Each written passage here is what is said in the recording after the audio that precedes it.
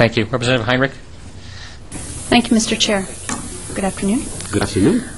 Well, my first question was going to be who do you envision setting up this database, and who would be maintaining it and checking it for accuracy? So your answer there would be, your suggestion would be OFA, Office of Fiscal Analysis. In my opinion, it has to be a nonpartisan group. Oh, okay. And the Office of Fiscal Analysis comes to mind because they are exactly that. Okay. So how often do you envision that this database would be updated? As soon as we pass a new budget, or we adjust the budget based on some perhaps votes that we take, it should be updated. So it's what's should be once or twice a year, basically. What's in law as opposed to actual expenditures, because as you probably know, we pass a budget and we put money into programs, and then there are lapses, and there are deficits, and there are funds that the executive branch might hold back, or they might spend more.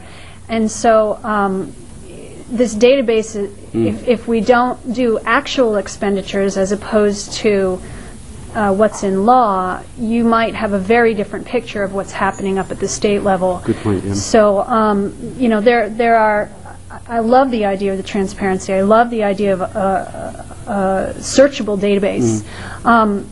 We'd have to work out some of these idiosyncrasies whereby things change rapidly, almost daily, with regard to what's being spent where. And I think it might be a bigger job than perhaps we're envisioning to make a truly accurate database. Thank you. Representative Heinrich, I agree with you, actually. I think that we can start the process by putting the budget online, the details of the budget, not just the aggregates, the totals. Yes. And I think we can expand the system to have it continuously adjusted as agencies change their spending and have the actual spending online. I mean, that's my objective, actually, so for the public to see what we're actually spending, not what we may propose or may like to propose. Okay. Thank you very much. Thank you, Mr. Chairman. Thank you, Representative. Senator Prague. Thank you. Demetrios. Thank you, Mr. Chairman. I wanted to ask you something. My ears sort of perked up when I heard that a corporation is getting $69 million in tax credits. Came out of the Finance Committee the other day. Can you tell us which corporation that was?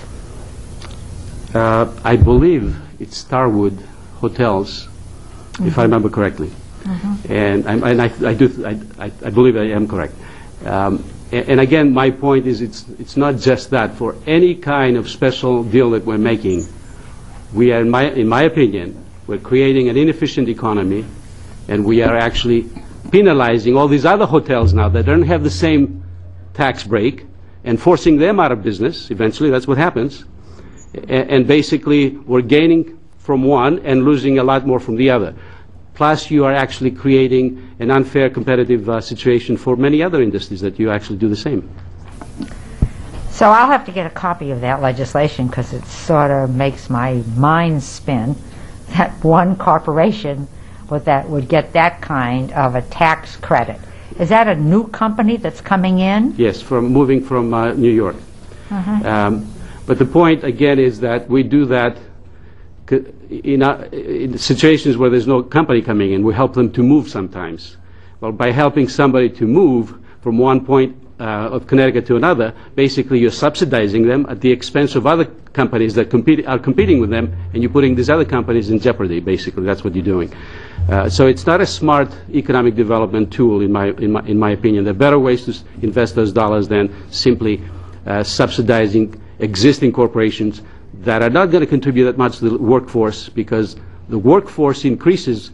70% of all jobs created in the U.S. come from small enterprises, not from these giants that we are impressed by. And that's where the emphasis should be. Help the small business, because they are the most innovative, the most creative. They create the new products, the new ideas, and they're the ones that actually grow over time fast to create new jobs.